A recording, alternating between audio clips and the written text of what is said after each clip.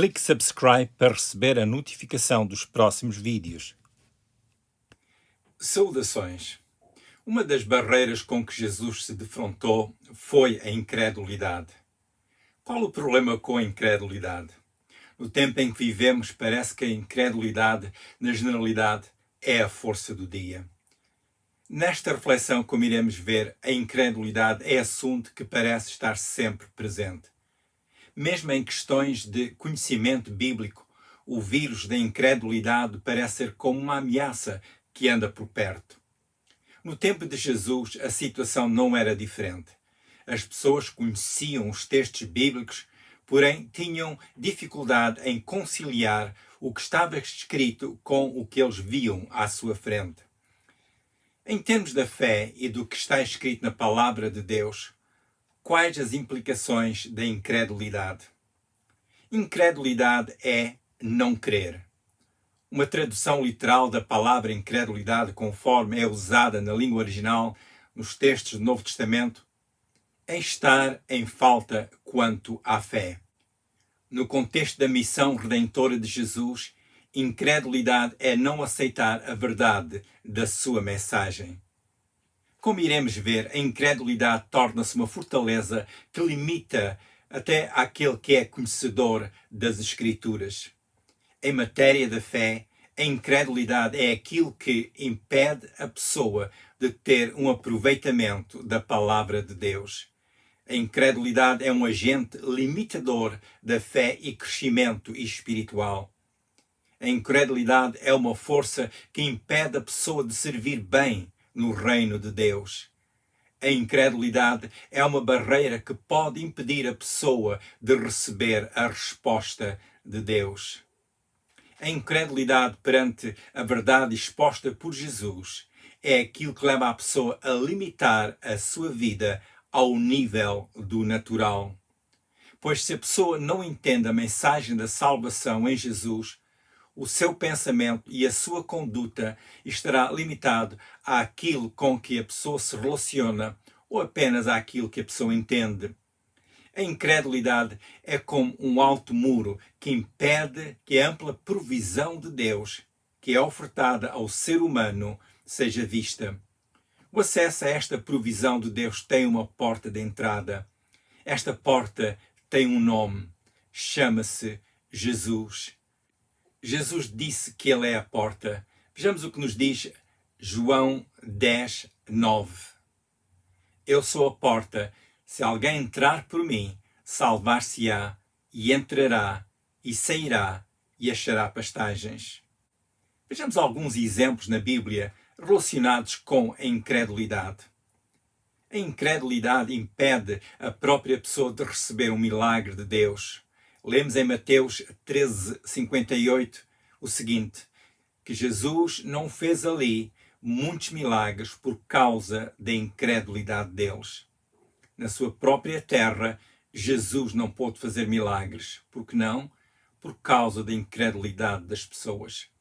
A incredulidade é a causa da separação entre a pessoa e Deus, como nos diz Hebreus 3:12.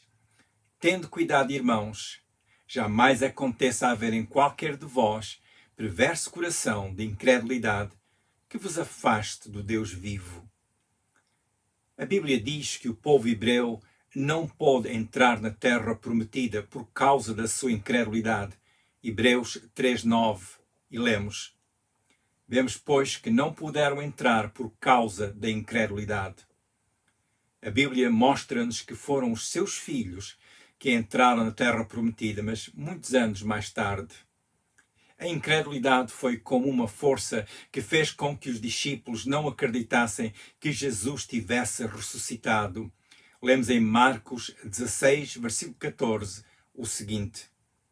Finalmente apareceu Jesus aos 11, quando estavam à mesa, e censurou-lhes a incredulidade e dureza de coração, porque não deram crédito aos que o tinham visto já ressuscitado.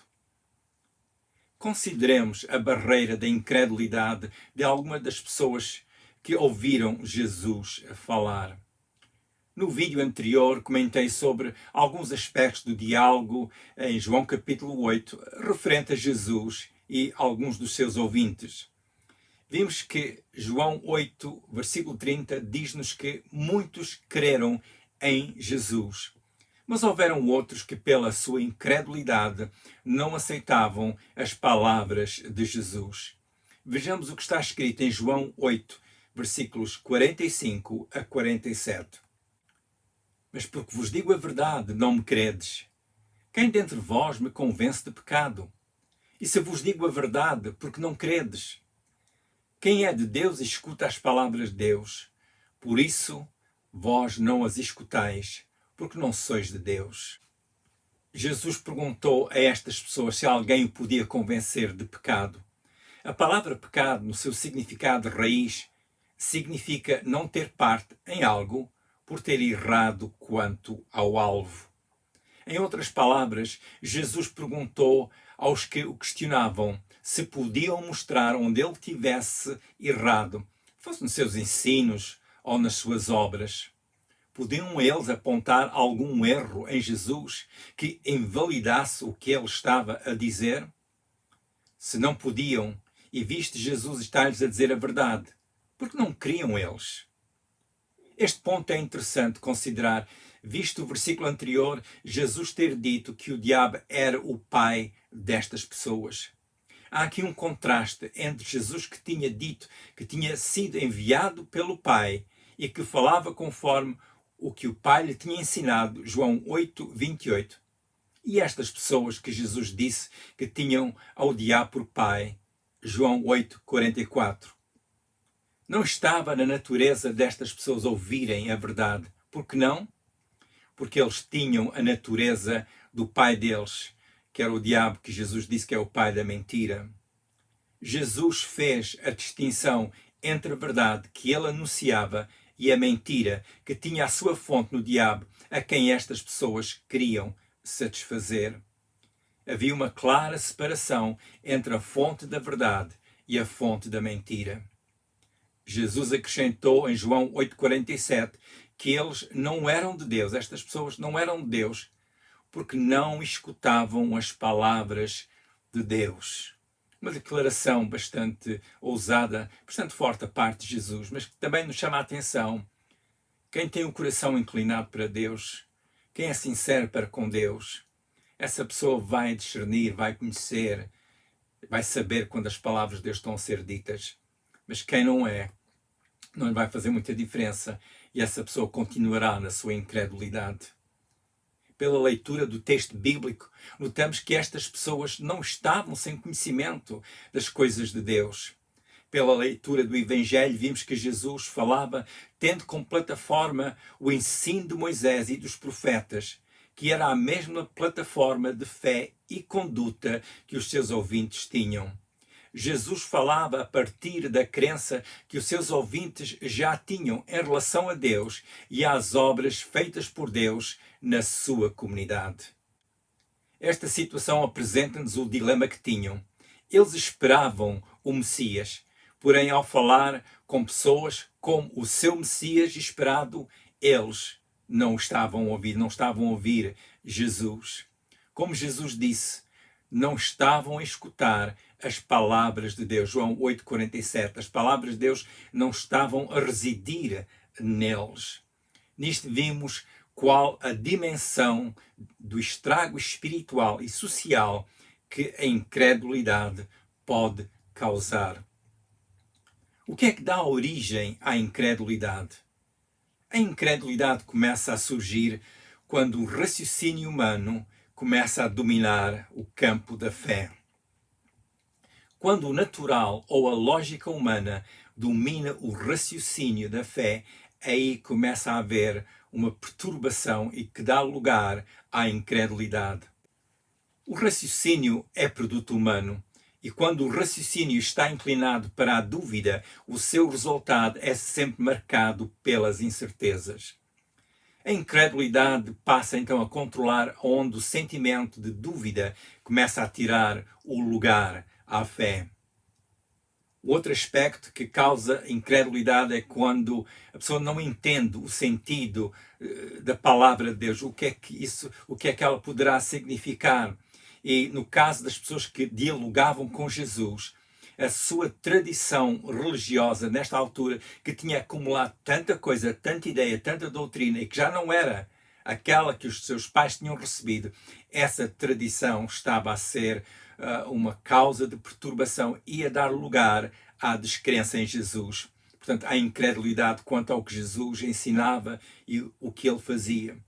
Eles diziam que eram descendentes de Abraão, o pai da nação, um homem de fé. Porém, Jesus disse que eles não faziam as obras de seu pai, neste caso de Abraão, como está escrito em João 8:39. Vimos pelas palavras de Jesus que ser descendente não certifica a crença tradicional, mas que ser filho, e o vídeo anterior comentei este aspecto, a palavra filho no texto original é a palavra tekna, que significa filho que está dependente do pai. Isso faz uma grande diferença, ter filho que está dependente de Deus Pai.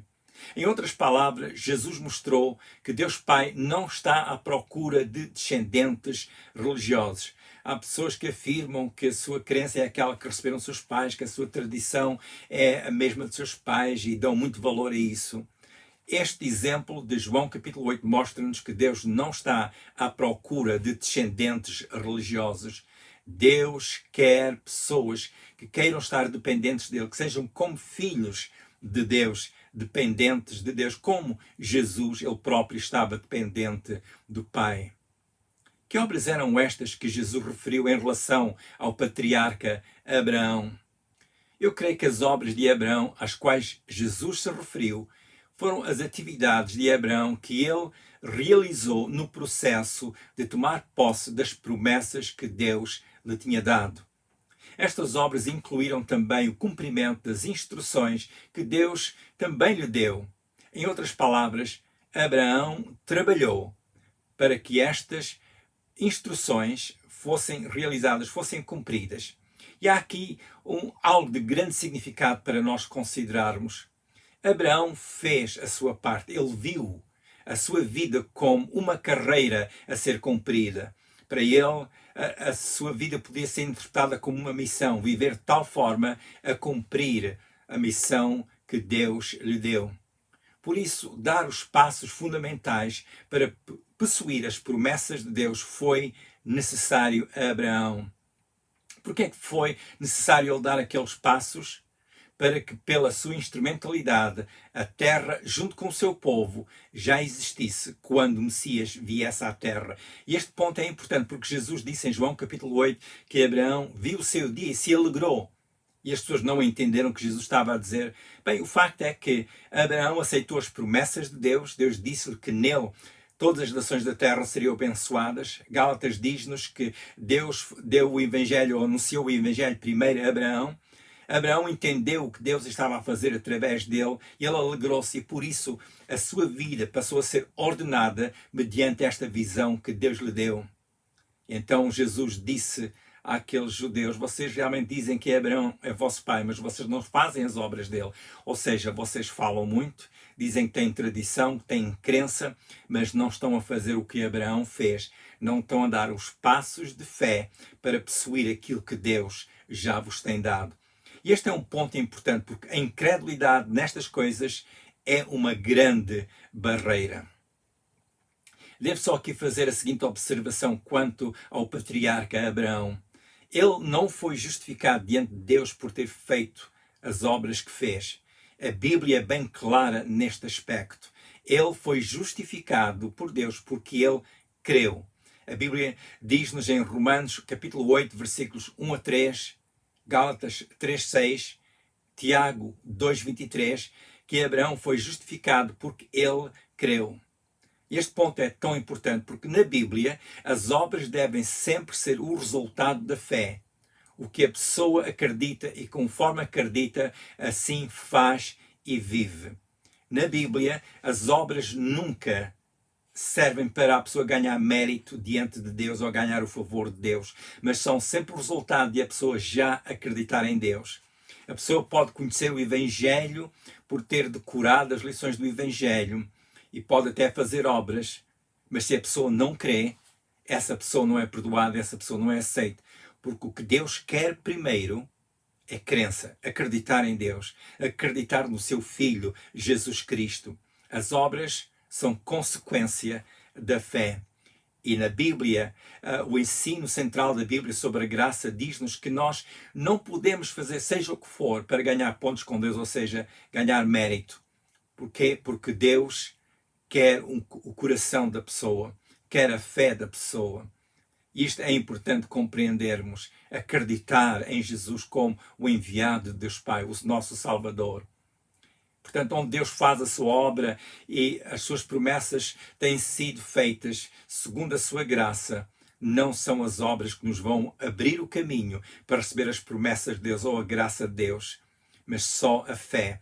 Este é um dos ensinos centrais da Bíblia. Era importante o povo hebreu reconhecer o Messias. A Bíblia diz que Jesus veio para os seus. Evangelho de João, capítulo 1, versículo 11. É importante cada geração reconhecer este ponto importante. Jesus veio como acerca dele estava escrito. Em Jesus foi cumprido o plano da redenção do ser humano. Perante esta mensagem da redenção do ser humano, cada pessoa está perante o desafio de ouvir e aceitar este conhecimento. E quem aceitar este conhecimento acerca do Salvador, essa pessoa está a abrir a sua vida para que a luz do Evangelho possa brilhar em si. Este é um dos campos em que a incredulidade, juntamente com o raciocínio e o comportamento que a acompanham, contribuem bastante para impedir a pessoa de entrar neste campo do Evangelho e receber o poder da verdade em si, o poder da luz. Porque a incredulidade quer ser a causa ou quer causar corações endurecidos. A incredulidade quer obstruir os olhos para que não vejam. A incredulidade quer tapar os ouvidos para que não ouçam. A incredulidade quer estimular o esquecimento para que não se lembrem das obras nem da palavra de Deus. A incredulidade quer atrofiar o entendimento. A incredulidade quer fazer tudo isso.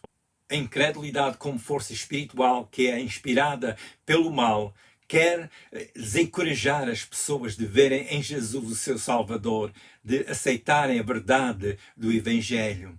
Esta é uma das lições que nós encontramos em João capítulo 8.